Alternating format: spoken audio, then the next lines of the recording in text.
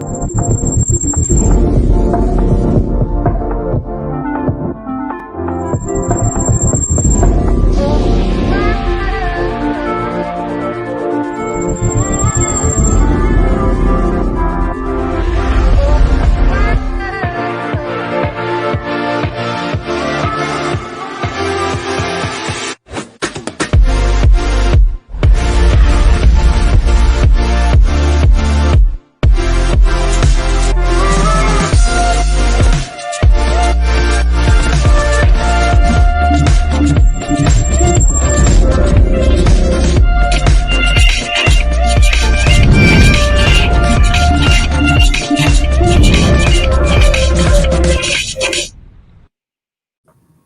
everyone, welcome to Conversations We Need to Have tonight. We have a very difficult discussion that we're going to be having. We're going to be talking about child sexual abuse. We're going to be having a difficult conversation about how to prevent, identify, and intervene when something like this, an unfortunate reality in our world occurs. So I'm going to let our panelists introduce themselves and tell us a little bit about them because I don't want to miss anything or add too much.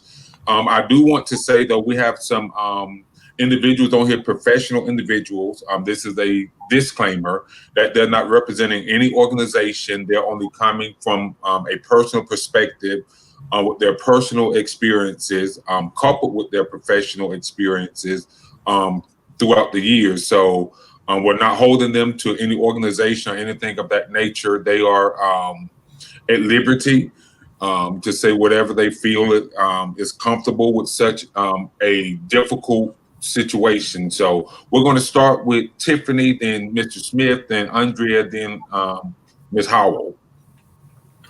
Okay. Hey, everyone. My name is Tiffany Davis. I am a foster care case manager, and I also assist with co-facilitating sex offender therapeutic groups. Okay. Mr. Smith. Good afternoon, everybody. My name is Dontaria Smith, and I'm a social professional counselor, and I am a mental health clinician, as well as I've had experience working with children and adolescents that have experienced sexual abuse, as well as working with perpetrators as well. Okay. And Ms. Cook? Hi, I'm Andrea Cook. I am a marriage and family therapist. And I have worked with sex offenders and children who've been sexually abused for 20 years. So it's been a fun ride. And is it Lee? Yes, it's Lee. Yeah. Okay. Hi, guys. Thanks so much for having me. I have been a forensic interviewer in Wake County, North Carolina for about 5 years now. And that means that I interview children who for whom there have been allegations of sex abuse, serious physical abuse, and severe neglect. So that's what I've been doing. And as of this year, I'm also a contract Title IX investigator in Raleigh, North Carolina. So I'm already impressed by all of you, and I'm really excited to be here. So thanks, Zach, and thanks, everybody. Mm-hmm. So my first question, guys, and it's a very simple question, but is this a real issue in our society? I know everybody just looked like, did he really just ask that question? And I asked it for a reason because I want to lay a foundation for people who are detracting from the reality of it. So that's why I asked. So whoever wants to jump out there, and I would like for you to expound on that question as to why you feel it is a prevalent issue that needs to be addressed in our society. Okay, Miss Davis, Miss Tiffany. Well, yes, it's definitely an issue. I'm sorry, you guys. I have a puppy in the background, but it's definitely an issue in today's society. It's been an ongoing issue for decades now. It's just now getting to the point where we're able as a community and as a society to really put it on Front Street and recognize and identify as a major epidemic that's continually going on within our local communities, at the state level, and even at the national level. Okay. Mr. Smith?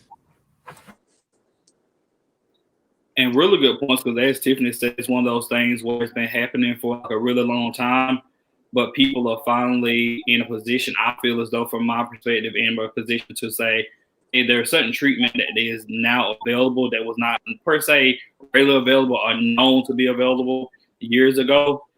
And it's really cool to see different agencies such as Southern Center for Choice Theory being able to kind of engulf themselves into work and be able to work with folks that have experienced it, as well as just educating family members a lot of the times, because sometimes people don't know what it looks like. So for us, from a professional standpoint, we know what it looks like and we can kind of see the signs and things of that nature. But for family members, friends, co-workers, school counselors, things of that nature, they may not have the background and can't notice the signs that we do see. Okay.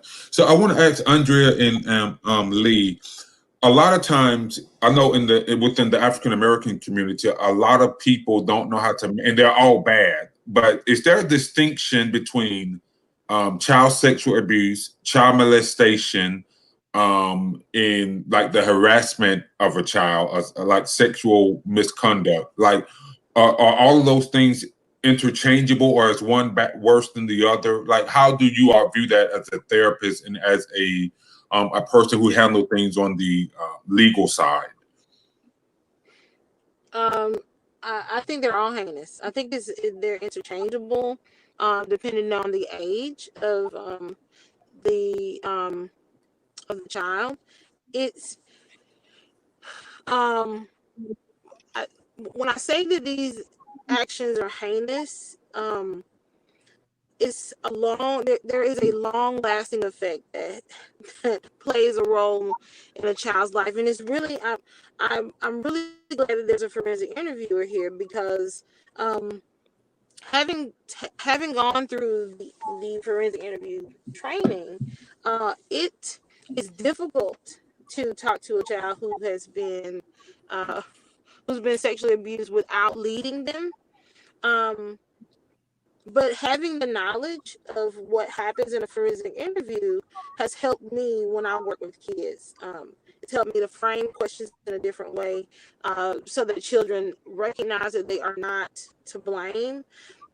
But this is a generational issue. It is, families are experiencing sexual abuse through grandma, granddaddy, great grandma was abused. You can almost see from the perspective of different agencies working with children, you know that this child is likely going to be abused based off of what happened to their parents. And so we all, I'm sure, are very interested in seeing what we can do to end this issue, because if we don't, then it's one of those things that's going to continue to eat at our society.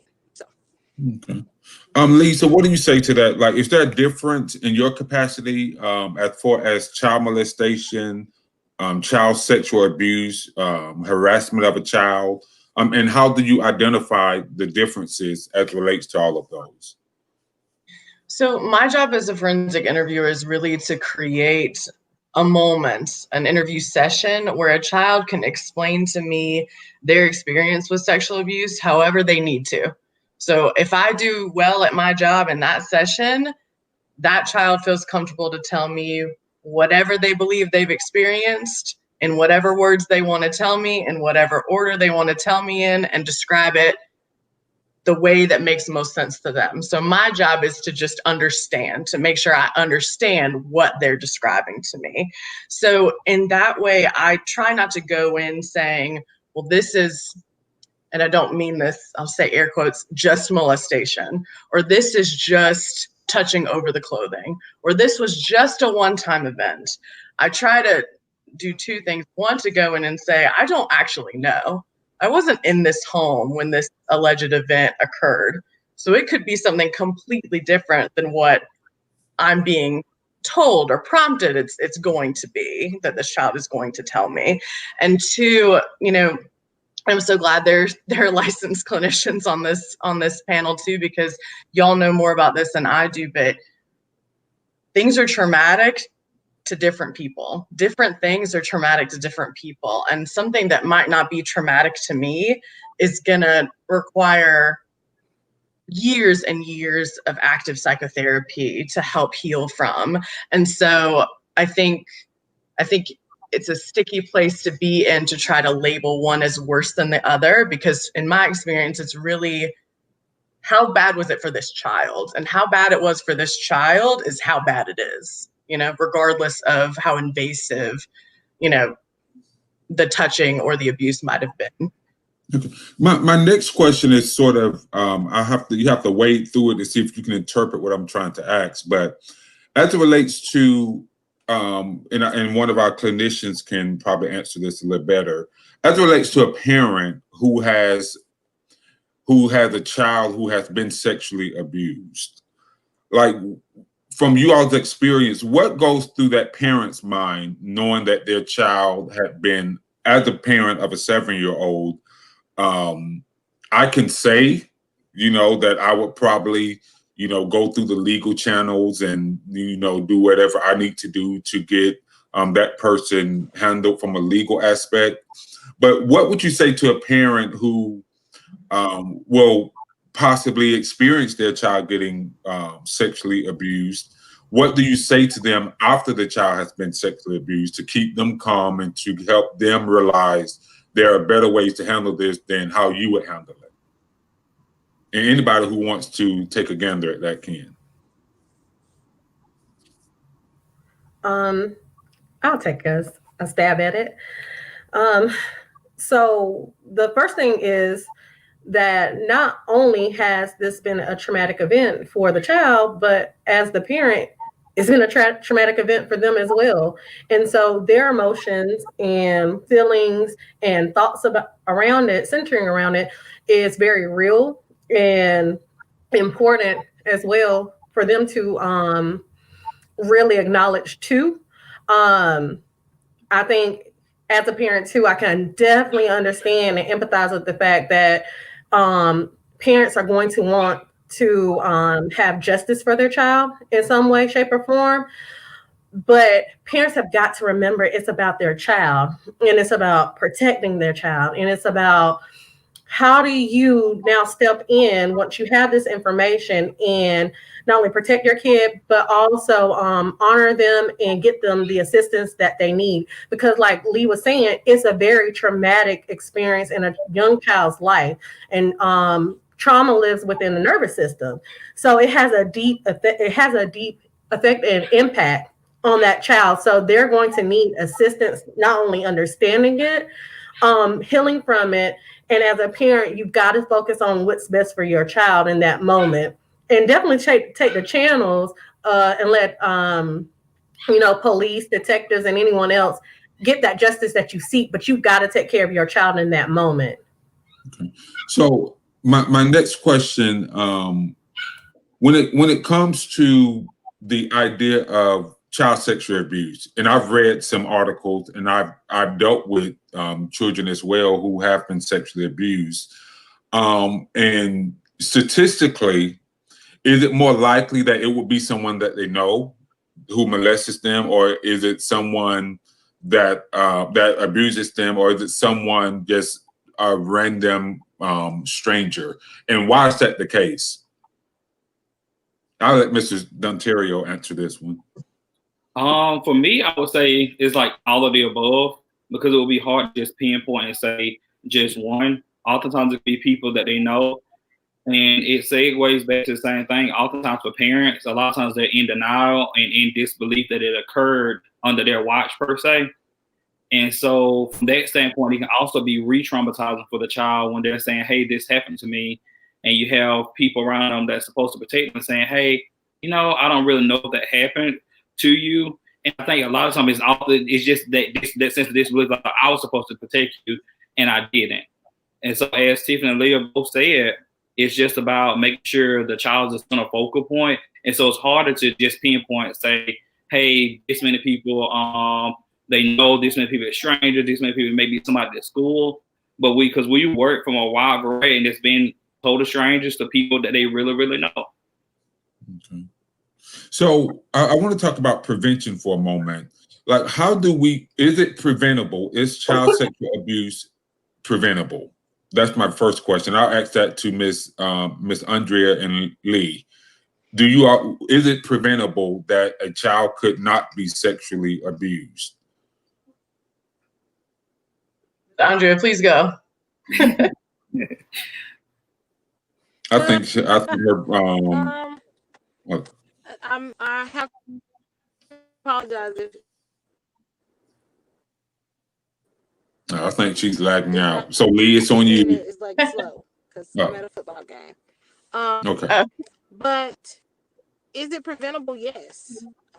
If there's an opportunity, there is an opportunity.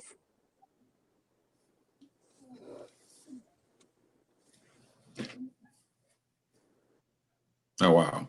So Lee, can we hear from you until we'll see if Andrea Sure. From my experience, it is preventable. It's absolutely preventable. I will say it takes a lot of effort. And I don't mean to sound dark and cynical when I say that, but this is so prevalent.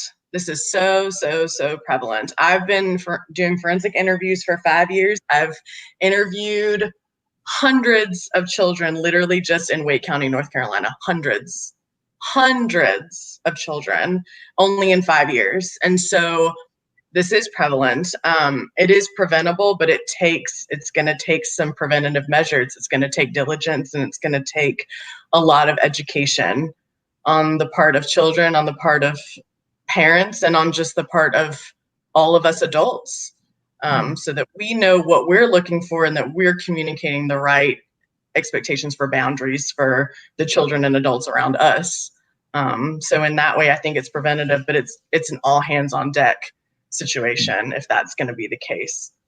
Okay. And my follow-up question to that, how do you speak to a child, let's say a 5 to 9 year old child? What do you say to them to help prevent that situation from happening to them? Like, what conversations do you have with that child? Because I know we'll have some parents listening who would want to know, what do I say to my child when I send them to school or when I send them to stay with someone? How do I communicate to them the importance of them communicating to me if something occurs that's not normal? And I'll let our clinicians, and Lee, you can jump in at the end of their response. Sure, great. Tiffany? Okay, Well, Go ahead, Dee. The biggest thing is going to be just creating a safe space for your child to have that type of relationship with your child is the biggest thing, because oftentimes, of course, like you said, the 5 to 9 year olds, we teach them kind of, I hate to use the word cute for lack of better words, we teach them cute words to relate to their body parts. And so a lot of times for a lot of parents, they're afraid to use the real words, because the thing is, you have to think about it from just not only your perspective, but like say for instance, they're in school and somebody say, well, he took my cookie. So they could be like, you as a parent may know that what they're referring to, right. But as a teacher, counselor, nurse, another person over here, and they may think somebody simply stole their cookie from them at lunch or something of that nature. So it's just about being able to use the real words. And of course, some of the words may come across as being a little bit vulgar, but finding real universal words so you use with your child, so they come back and say, hey, such and such touched me here. You know exactly what they're talking about, or another trusted adult knows exactly what they're talking about. So like I said, it's a lack of education a lot of times, because we as people are afraid to sometimes talk about sex, body parts, and things of that nature. But it's important for folks to know, because we've worked with kids as young as 3 and 4 that have been sexually abused. And it's just about being able to take them through the process of healing from it. And it takes a whole community approach. It's not just the parent. It's not just the therapist, whomever working with them. It's about a whole community approach to being able to get some handle on it, so we all know what to be looking for, safeguards to be put in place in different environments, because it has to start somewhere. Absolutely, Dontario. And I think teaching kids to have the agency of their body, like their body belongs to them. And that teaching them, even with you as a parent and interacting, hey, mom, dad, I don't want to hug. I don't want to kiss. Or, this is my area here. And teaching them to take ownership and be proud of that and understand that. So that way, if someone does attempt to touch them or make them even just feel uncomfortable, because a lot of kids don't have the language for that, but they know what a feeling is, right? They know what butterflies or like just a uh-oh feeling might be. That's enough for them to come back and say, well, hey, I had a bad feeling about someone trying to touch me. And then that gives you a way in to have a conversation with them, because then, like Dontario said, you have already taught them the proper terms, and they understand what a penis and a vagina is. And it doesn't have to have anything sexual connected to it, but that's their body parts, and we do not touch those parts. And so you're able to have a conversation, because believe it or not, they might be 3, 4, 5, or even 9 or 10, but they understand a lot. They understand how to connect my body and feeling uncomfortable, at least, and then you creating that safe space for them to at least just come and tell you. Okay. And a lot of times there's this misperceived notion that only men will sexually abuse little girls. You don't hear a lot of conversation about women who sexually abuse little boys or other girls. So what do you all say, and how do you sort of educate the general public that it's not just men abusing little kids, but women are complicit in this as well? Because a lot of people tend to, and I've seen it, a lot of people tend to brush off the notion that a woman can abuse a child, sexually abuse a child. But if a man is on the chopping block, then of course, he's the most disgusting individual on the face of the earth, according to them. So how do you educate the general public to look for signs in both men and women as relates to possibly being offenders of this of child sexual abuse? And I'll ask Lee and Andrea. First of all, my fellow panelists did an amazing job with the last question of how these conversations need to go. The only thing I'll add to that, to go along with that, is I think bring home the message that no one is allowed to touch you, that it doesn't matter who it is. I think that's a message that gets lost a lot when I talk to parents and they say, well, I've been teaching them about this. I don't know why they didn't tell me. I don't know why. And I'll ask them and I'm like, well, did you tell them that it was okay if it's your best friend, or if it's your dad, or if it's your mom, or if it's your sister? Did you tell them that it's also okay to tell if it's those people? And they were like, well, I never thought it would be those people. And to that I say, well, neither did they. So I think that's the most important message that I hear getting missed most often, is it doesn't matter who it is. And Zach, that kind of points to your point on sex and gender too, that no adult is allowed to touch you in a way that you don't want to be touched, period. Doesn't matter where, it doesn't matter when, it doesn't matter how often, it doesn't matter who. It's just, the answer is no, just a blanket no. And I think that for me, that's one of the most important messages that I try to convey, even to the kids I talk to too, that like, it doesn't matter who this person is, like what happened was unacceptable. So now we need to move forward from there. So Andre, before you answer, Lee sparked another question that I want to ask. So what do you tell the child to say to an adult who would seem to disrespect their wishes by touching them inappropriately? Like, is that something that a child can say to this adult to let them know I'm not comfortable with this, or how does that work? Oh, I absolutely. And I just hearing what some of the other panelists are saying about the fact that one, parents should have a sex positive relationship with children where they're open, available, nothing should be off limits. That's the first thing. The second thing is agency of your own body. And like Tiffany was saying, like if you tell children from a very early age that they have the power to tell whomever that no one can touch them, and then they begin to build up that confidence. But the second piece of that is that you then also have to be the parent that always believes your child. It doesn't matter if it's outlandish. It doesn't matter if somebody says that, oh, this doesn't sound believable. Believe your child. When you believe your child, they will always tell you the truth. So I'm just,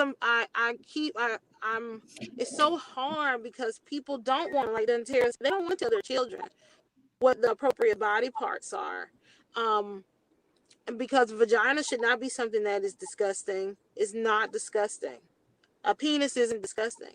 We should be able to have conversations very fluidly about our body parts and it not be seen as something that's obscene. So I don't even remember what your question was anymore, Zach. I'm sorry. But You're on the right track. But I wanted to say something about the question that you asked of Lee and I, but I can't remember what she says. But I want to answer. Can you ask it again? I forgot now, Andrea. I think it was remember the question. What do you teach? Oh, was it what wording do you teach kids to use when they, like, if they need to tell someone? Like, was that what it was, Zach? Like, Yeah, how do you? I think what language do you teach kids? Like, if something happens to you, this is how you need to explain it, or this is how you need to tell them. It would be my suggestion. Well, I can just tell you what I do with my own kids. If one, you ever feel unsafe in any situation, whether it be a full-grown adult or it be your best friend, another kid, because one of the things that gets lost, yes, women can sexually abuse children, yes, men can, but a lot of times it's child on child, and that's a lot of people don't have that conversation with their children about the fact that you may not be safe with your friends. So we need to be teaching children, families, parents, anybody who will listen, to help our children with agency. Because if we do that, coupled with telling children what their body parts are, then we can prepare them for how to have the conversation, and then just yell it out. Don't touch me. And then be the parent that will show up and then, take care of business. So. Okay. So now I want to talk about intervention. An unfortunate reality is that quite a few kids will be sexually abused and have been sexually abused. So how do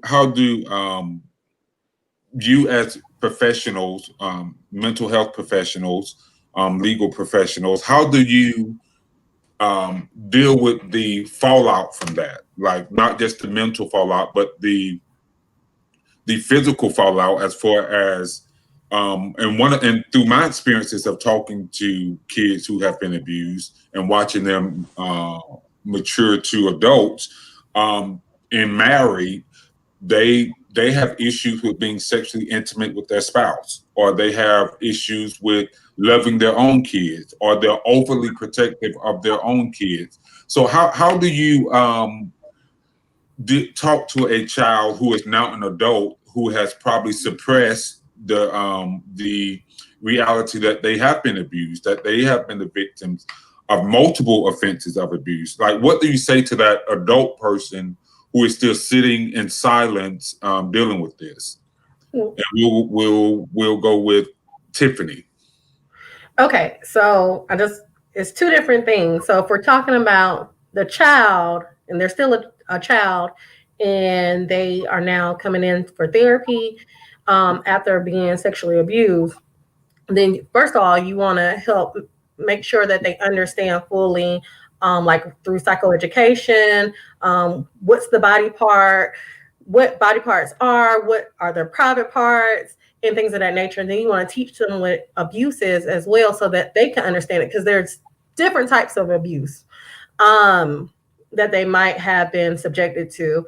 Also, you want to teach them how to keep themselves safe. You want to give them their voice back, and you want to really deal with the trauma You want to go through that and help them to understand it, and you want to help them heal from it. And some children can heal from it pretty quickly. You'd be surprised.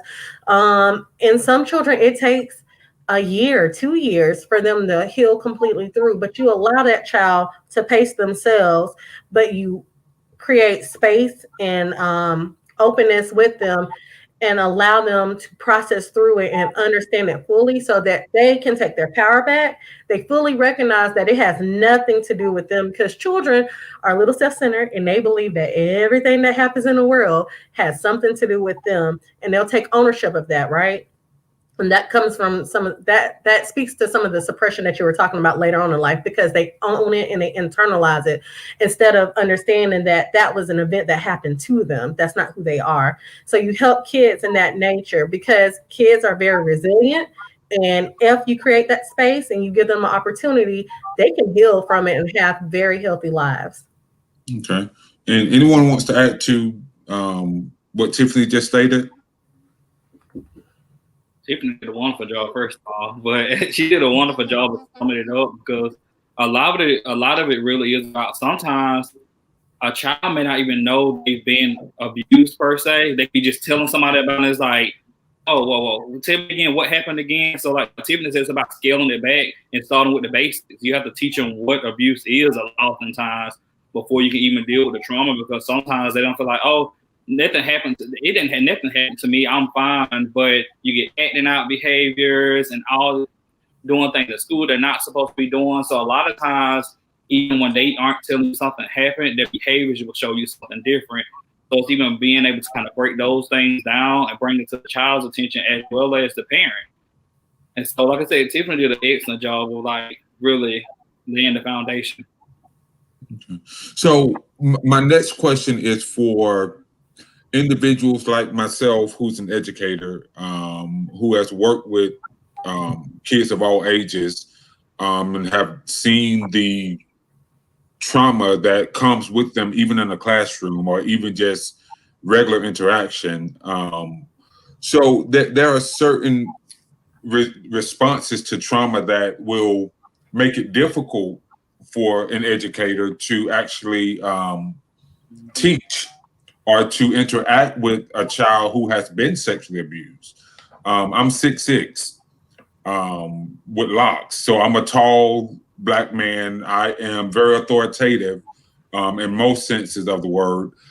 So how do I, as an educator and a parent and someone who works with kids, and some I may have knowledge of, and I can see the signs, but probably not as clear as our panelists, but how do I, as an adult, I guess, without re-traumatizing that individual, approach them if they've shown signs that they have been sexually abused?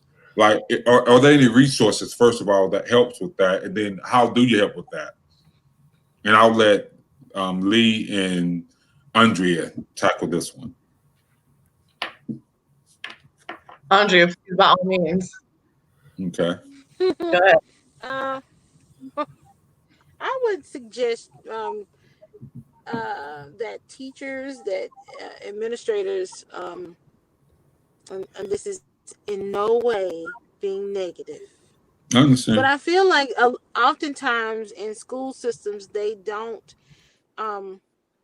prepare teachers and people who work in schools to work with children who have behavioral issues at all.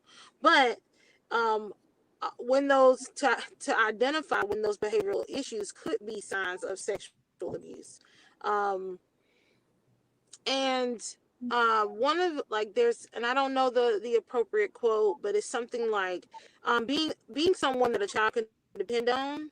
If you're able to be the person that they can latch on to in a healthy way, then be a sounding board for the children who come into your classroom. Be a safe adult for them, and that alone can help change the trajectory of a child's life. But I really do think that teachers, administrators, paraprofessionals, anyone who comes into contact with children should be trained on how to identify when a child is potentially experiencing some type of sexual abuse. And Lee, did you want to add to that? Sure. I first of all, I completely agree with Andrea. I think we need to ask. I think that if we see a behavior in a child and we either don't like it or we think it's odd, just ask. I can't tell you how many times kids have come into my office and told me, like, you know, after they finally disclose sexual abuse, you know, their parents or whoever will come up to them and be like, why didn't you tell? And they'll be like, because you didn't ask. You know, you didn't ask, and I wasn't comfortable telling you, and you didn't ask, so I just didn't say anything. Like, if all of a sudden, you know, and these are based on like trials I've actually testified in, like, you have a child who all of a sudden they go to school every single day, Monday through Friday, and all of a sudden they don't want to go to school, and they're screaming, kicking, won't get in the car. I mean, just falling out, and they've never done this before, and they do it day after day. Then something's happening at that school that you need to ask, like, why? Like, yes, it's inappropriate for you to fall out in the parking lot when I'm taking you to school. And like, we'll address that behavior later, but like, why don't you want to go to school? Or like, if, you know, if I drop my child off at, you know, at my partner's house every day, you know, while I'd go run errands or go to the grocery store and then pick her back up. And all of a sudden she's like, I don't want to go over there anymore. I just don't want to go. But why? You know, like there's a reason why she doesn't want to go over there anymore. And if all of a sudden, you know, the answer to your uncle or your brother, your partner is saying, oh, well, she's mad at me, but she's mad at you every day, you know, or like she's, you know, she and I got into it. Well, she got into it with you every day though. Like something's wrong. Like if a relationship is all of a sudden fractured between a child and adult, it's probably because something happened. It isn't necessarily sexual abuse, but it might be. And so I think we need to be asking those questions, like, why is it that you don't want to eat anymore? I haven't seen you eat in 3 days. Why? Just why? Why not? Or, you know, you haven't bathed in 3 weeks and you won't take a shower. Why? Why? Or like, you won't come out of your room. You won't talk to me anymore, you know? And it's been, you know, 3 days since you come out of your room. I apologize. Yeah, no. That speaks to a bigger issue, because I know in the Black community, if a child say they don't want to do something, most time the parent is going to be like, I don't care what you don't want to do, you want to do it, instead of taking the time out to say, okay, why don't you want to do this? And then, in my opinion, and I'm gonna go on a small soapbox for about 30 seconds. In my opinion, adults can be hypocrites as it relates to kids, because we'll tell them you have agency over your body unless I tell you to do something and you don't want to do it. I don't want to hear anything else about it. You're going to do what I say do. I don't care what your reasoning is behind it. And I think a lot of times, as you said, Lee, that puts kids in an awkward position, because they feel like, well, she's not going to listen anyway, or he's not going to listen anyway, because they're so harsh when it comes to just doing what they say do and disregarding it. Could have nothing to do with agency of their body, but I think as a parent, what I try and do with my son is give him a lot of leeway to say, Dad, I don't want to do that, and here's why.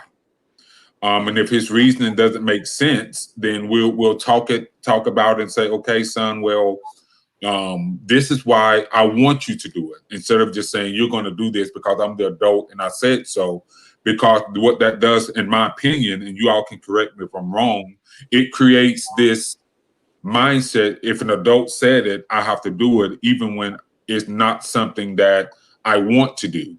So what I try and tell my son, and even in my classroom, I tell kids, you know, we can disagree, and I'm going to listen to what you have to say. I would never just say, no, you're going to do this because I'm the adult in the room. But what you say have to make sense, and we have to come to an agreement of some sort.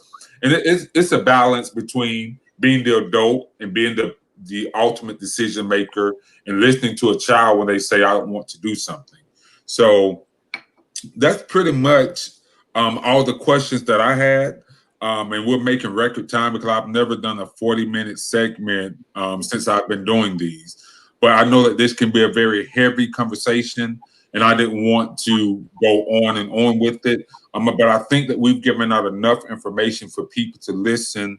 And if they have questions, there are certainly ways that if you all have ways that people can reach you, and you want to put it in the comment section, please do that. Do y'all have any closing remarks for parents, for kids, anything of that nature that you want to say to them, who people who may be watching? And if not, then we can go ahead and end for the night. I did want to touch on one thing, and I promise you I'm going to be quiet right afterwards.